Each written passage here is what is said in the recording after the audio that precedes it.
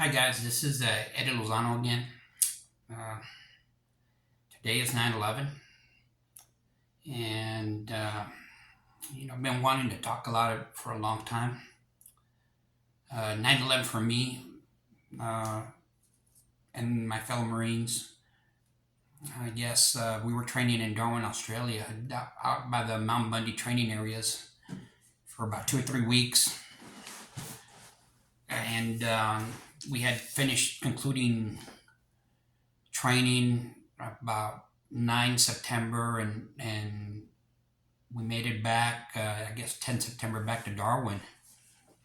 And we started washing the vehicles off and, try to get them all cleaned up again, so we could backload on our ships. And then,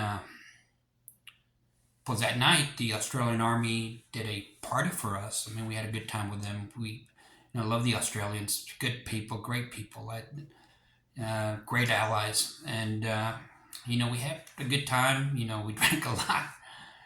And, we did what soldiers and Marines did. And, we had a good time.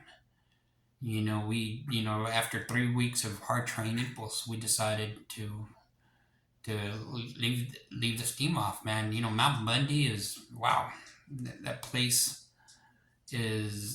it's hardcore, man. I mean, I've never been attacked by flies and fleas, everything you can imagine. Anything that bites you out there could kill you. But once we got back to, we cleaned off all the vehicles and went back to the port. We started backloading. I guess we took off from that army base approximately.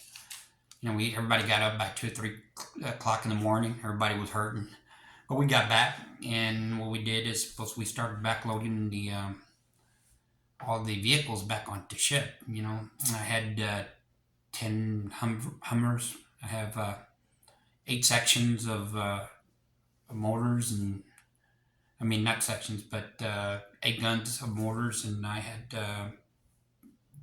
2 command vehicles, one for the team commander and one for me. And but we backloaded everything, and at about approximately 5 o'clock, we started Liberty. I believe about 4:30, 5 o'clock, and man, I was still hungover from the night before.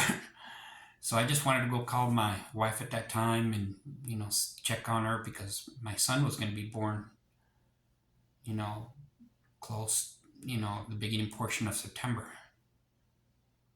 Anyway, after that I walked around Perth, went to the mall, and stopped off, grab a beer and started drinking a little bit, started talking, to Marines, Australians, to everybody, and before long went to dinner.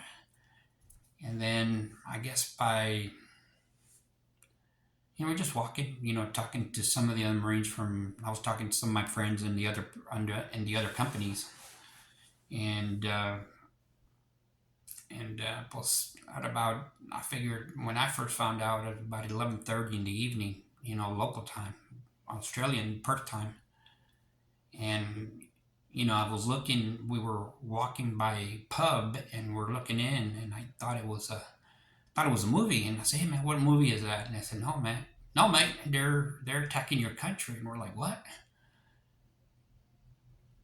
And we went and started gathering people up, and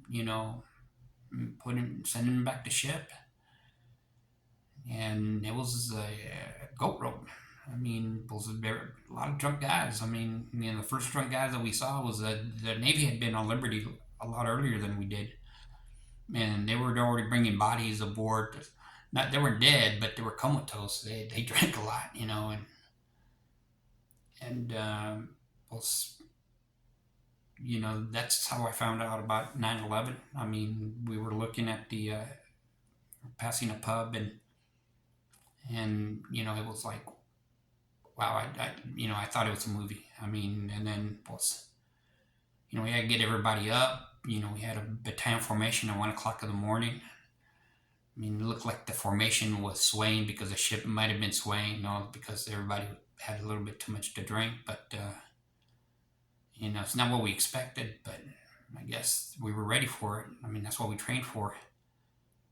And then next day, pues, we as soon as we gathered up all of the Marines from that had purchased tours, got back, we pulled anchor and pulled out and went to H Timor, and we prepared to go to war. I mean, in the end, my battalion did invade Afghanistan, and we're the ones that struck the first blow. But it changed my life in a lot of things. That some of my friends were killed.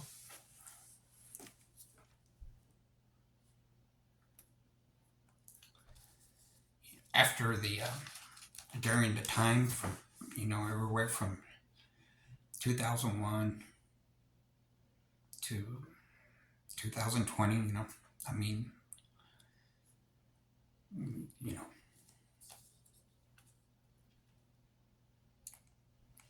I retired in 2004, but I always felt guilty that I got out because I didn't finish the job, and I just want to let everybody know that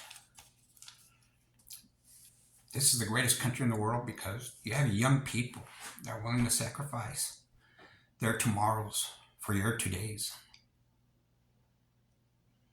And everybody doesn't appreciate the things that are young, that a lot of Americans, hold so dear, and having the things that we have. I just want to say, if you don't like this country, there's nothing keeping you here. You don't know how it is out there. I've seen a lot of the shit that goes out there.